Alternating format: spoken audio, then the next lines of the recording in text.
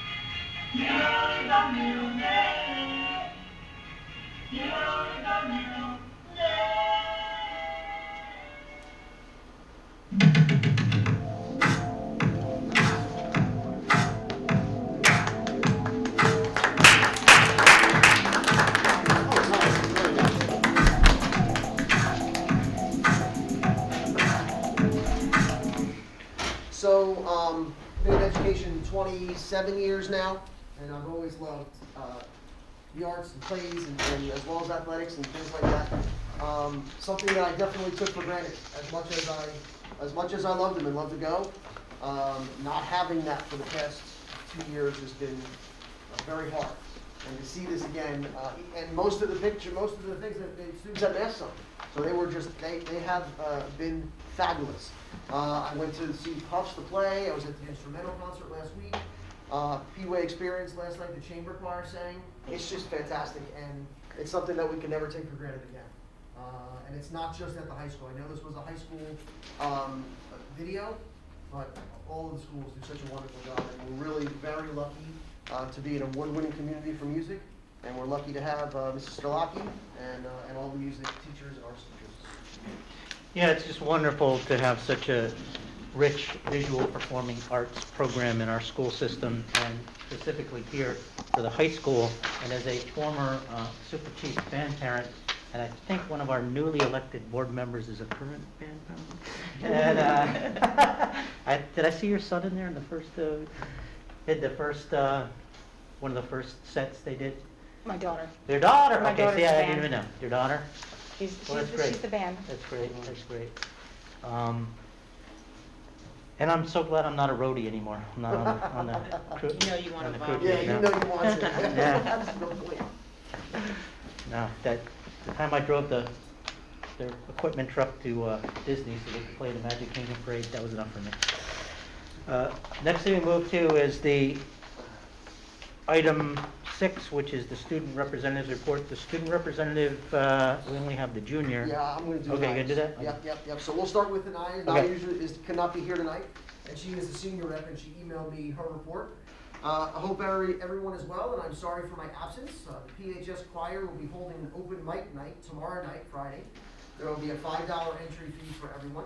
We hope we can get some people out there to support the choir and the ones participating in the open mic night. PHS choir is also presenting a coffee house, and will be holding auditions on the 25th. February is Black History Month, and every day one student from the Principal's Council shares a fun fact about a black individual that is not very mainstream or well known, that had or has some kind of impact on society and the world. I think it's very important that we continue to bring awareness to other black figures that are not often mentioned in schools or textbooks. The P-Way Experience was last night, and based on some feedback I got from my peers that volunteered, there was a great turnout. Everybody had a great time as well. These past 2 weeks, a survey was put out for all students to respond and share their experiences with the food in the cafeteria, and emphasize what things could be improved and what has been improved so far as well. So far, there's about 400 students who have responded, which is a great amount of feedback. The survey will be open for a couple more days to allow students to have more time to share. Last week, the Principal's Council met with Sodexo again, sharing with them items that have improved with the food and all things that still need some work. After talking with Mr. Baldessano, a lot of things have improved since the last time we were here and Sodexo came. There were talks about maybe having vegetarian options, as well as bringing snacks back, Snapple chips, cookies, etc., which had already been happening as well.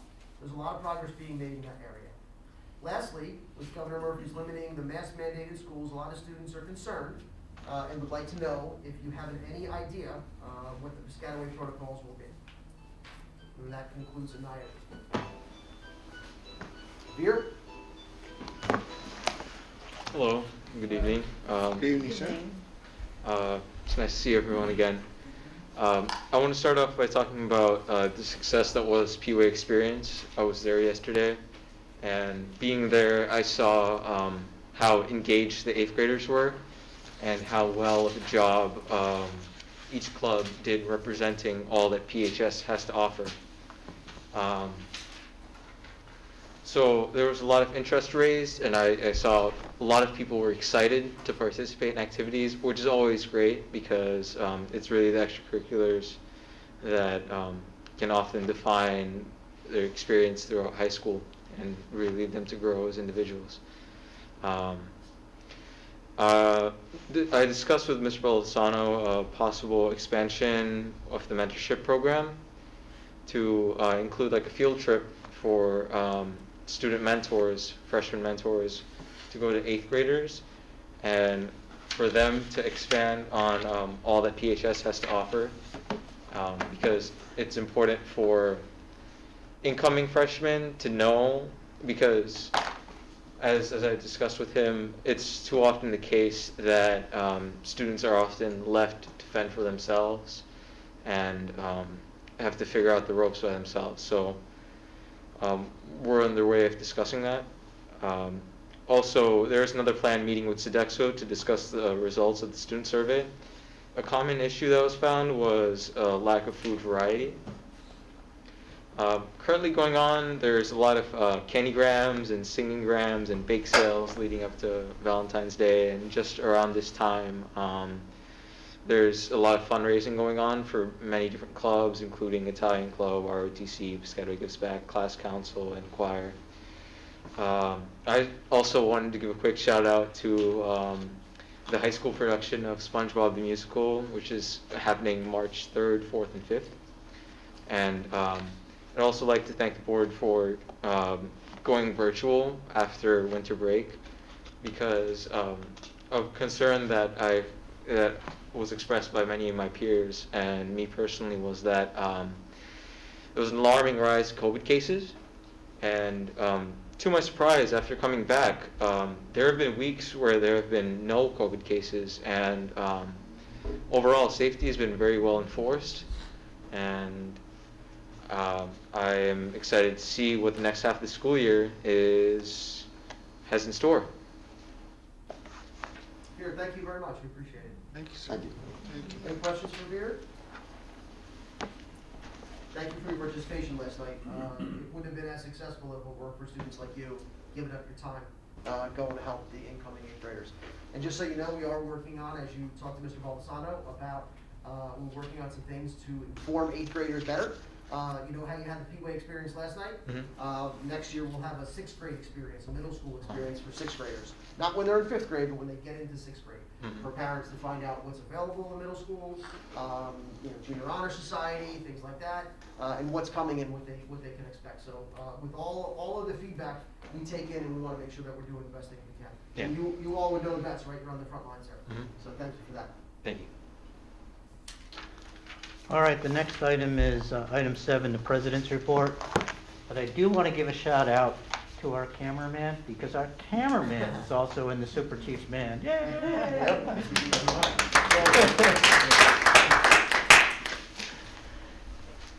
Okay, in our district, there's a couple things going on, actually a few things. The first was National Counseling Week. This week is National School Counseling Week, highlighting the tremendous impact school counselors have in helping students achieve school success and plan for a career.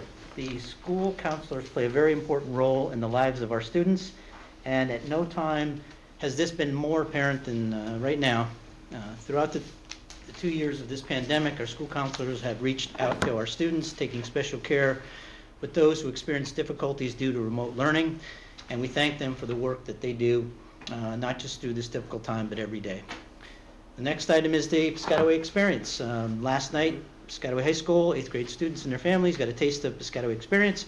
Night was a great opportunity for future students and their families to meet teachers, counselors, staff support, and Veer Patel. And the students were there with their parents to learn more about what the high school has to offer, you know, beyond the strong academics. The evening began 6 p.m. with Piscataway High School at the Piscataway High School Performing Arts Center, where 8th graders heard from a number of speakers, including Principal Badasamo, Superintendent Rinelli, myself, and about what they have to look forward to when they enter the high school. Following the formal presentation, students were free to roam through the gym and cafeteria, where they could learn about all the clubs and extracurricular activities offered at Piscataway High School, and speak to the students who have found their passion, you know, each one of them. So it was a great night, and I still remember many years ago doing it for the first time, early 2000s or somewhere around there. And but for the parents of that, it's their second child, it makes it a little bit easier. But it was nice to sit through the presentation to hear what all the different departments are doing and highlighting how things have changed. The Piscataway High School Drama Club that was mentioned, the musical, March 3rd to the 5th, the SpongeBob musical. I want to remind board members, though, that we got an email where you get complimentary 2 free tickets. And it's always good to go to these things and support our drama club. The next is, I want to move on to Middlesex County School Board's activities, just so you can get it on your calendars. Is that there's this annual program called Unsung Heroes. It's been around for a while.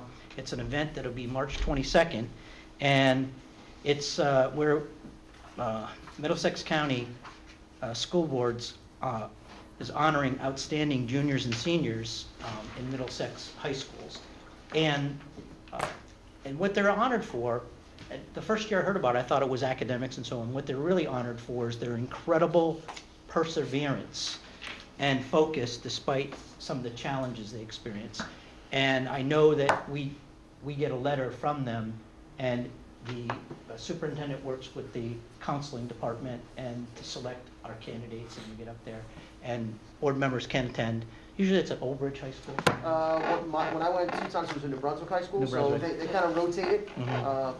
to where they could, whoever is chosen to be the host. Right. The last couple of things are New Jersey School Boards So Association can I things. Go ahead. real quick? Go ahead. So as of the really trying to hold it in person, and if that happens, I'll put everything out to you for who wants to attend. Unfortunately, I think they're leaning towards it being virtual only one more time, just because of it's coming quickly. They really don't know what's going on with the health situation. So I wouldn't bet that it's going to be in person, but I'll let you know if it is. As of now, if you don't hear from me that, I'll let you know when the virtual event is happening and give you all the links so you can watch it. And the last couple of things are New Jersey School Boards Association items. The first, I just want to remind everyone on the board to please sign up for your mandatory training, Government Gov 1 through 4, if you haven't done so already. And then the second thing I just wanted to let everybody know is that the New Jersey School Boards Association, I've been appointed back onto what's known as the Legislative Committee. It's an advocacy group, and I'm representing District 17, and I look forward to that. And then I got a call from the New Jersey School Board's president, and that person, Eileen Lefebvre, will be naming me the chairman of the State School Finance Committee, who's, and I had it a post in the past, and this mission is to monitor state school funding law and its impact on all school districts in New Jersey. So I look forward to that, and that is my report. All right. Thank you. So Superintendent's Report, I have a few things. We have a couple presenters, which we'll get to in a minute. First of all, check out the Superintendent's Report on our website in the Superintendent's Corner. Some highlights are students from Piscataway High School presenting safety tips to Eisenhower students, which is great. King Arbor Grandview School Learning Activities.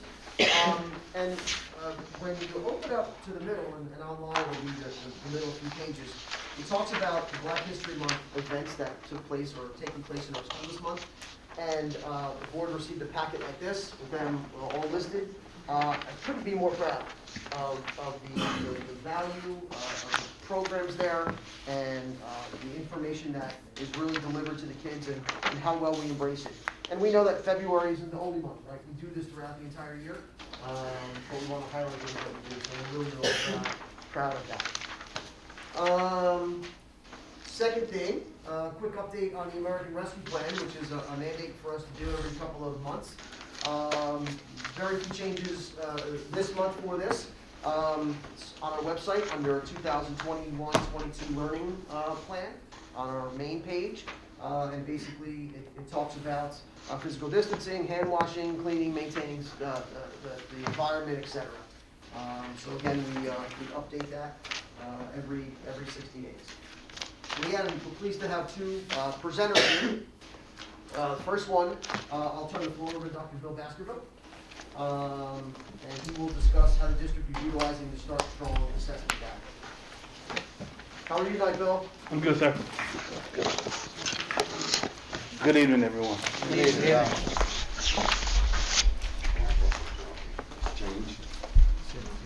Yeah, that's fine. Yep. You're good.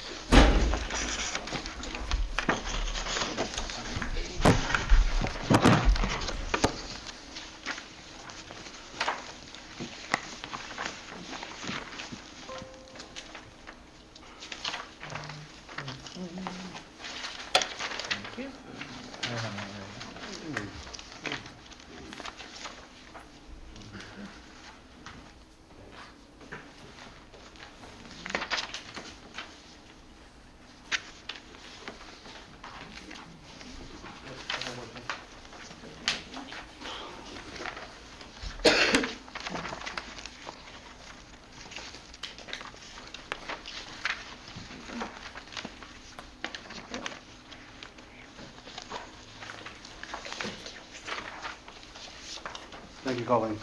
Good evening again, everyone. Very briefly, in November, when I did the annual student achievement presentation, we actually went over the preliminary Start Strong data. Not much has changed regarding the data because we gave you the level support, level 1, level 2, and level 3. And those reports, where we had already got those on-demand reports from the state, so those reports are still current. So it's the same thing that you did previously. But the state also said that we must give you the disaggregated data regarding demographics. So this report contains demographic data with race and gender. And also the state said that we must give, and it's on the back page, interventions that we are using within the current year. So some of the interventions that we are using are in the back page, and those interventions on the very last page. On the back, you'll see the interventions that are taking place currently within the context of this school year. The reason, of course, you don't see summer programming on here is because the state wants us to just stay within the confines of the school year. And so these are just the things, just some of the things and the main things that we're doing, predicated upon the disaggregation of the data that we have in the report itself. I would like to say I really want to compliment the principals, all the supervisors and the teachers, because we're actually using data all the way down to common planning time with the teachers, and so we're using data across the district. Any questions about the Start Strong?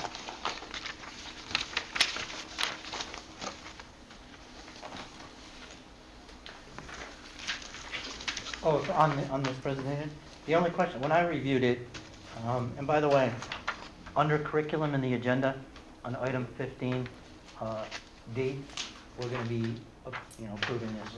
But when I looked through it, Dr. Basco, what do you think the, for example, when you look at science or one of the subjects or so on, there's a breakout by strong, some support, and less support. Yes. And I didn't, is there any comparative data of how our district compares to other districts in terms of how this breakout goes in any of the? That's a good question. Start Strong is not releasing comparative data from nothing district to yet. district until the fall of this Okay. year. So on the fall of this year, we will get actual data how we did regarding other districts across the state. So why don't you just remind everyone about the structure of the test, how it was, why it happened in the fall, things like that. The reason why the test was given in the fall was because previously it was given as an option. But because of the U.S. Department of Education, we actually didn't give a waiver to not do the NJSLA, but we had, the state of New Jersey was able to allow the Start Strong, and they allowed the Start Strong to be used in its place. The Start Strong essentially was just baseline data predicated upon the previous year's standards. And so it was used primarily to just get a glimpse or an idea into some of the weak areas that we had, because we did not have data coming from the New Jersey SLA in the previous year. However, we're in a good place in the district because we have local assessments, Star Renaissance, learning targets, screeners, so we use all of that information. This is just one indicator of where we were, and we try to look at the data and see where the touch points occur. And one of the things that we have done, we have worked very closely. We will be closing this out with the C&I department on next Thursday, where the district acceleration plan will be complete. We've actually done item analysis where we went into the data and looked at Start Strong, pulled out all the questions where students had weaknesses at, and we've actually went back, formulated a plan to accelerate that. That's the terminology that the state has wanted us to use, not remediation, but acceleration. So we're doing those things. So we're in a very good place. We have identified all of those areas, and things are taking place in our building-based tutorial programs. And so we're in a good place of actually using the data to inform the way we instruct our students.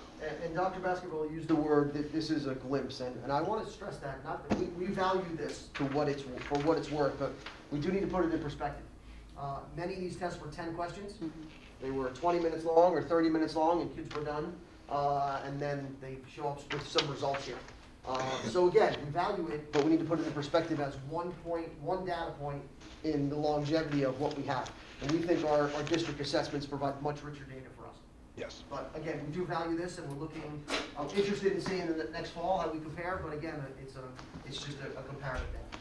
And just from dealing with some of my colleagues across the state, and across the county rather, we're all kind of in the same place, because we speak and we say, well, how did your school do regarding this? And we see that there are certain things because of the way curriculum is set up, because of the way the standards are set, and the way things are taught in schools across the state, we all have similar issues coming from the Start Strong. Yeah, I guess what I was getting at is that as I went through it and I highlighted, 4 and 5, 5 and 6, 9, whatever, and then looked at the support levels and then the total number of students that fell in there, it just struck me that it seems like we have many, many more students always needing strong support more than less support. Yeah, So is that, is that how it always, is it because of the design of the test? In other words, it always seems that the numbers here identify a lot of support. A good indication of that is that with the New Jersey Student Learning Assessment, there are 5 categories. Start Strong, you have 3. So it kind of can be misleading trying to compress 5 categories down into 3 bands in this. So we kind of look at it with the number 1, needing strong support. We look at that as the primary place where we target.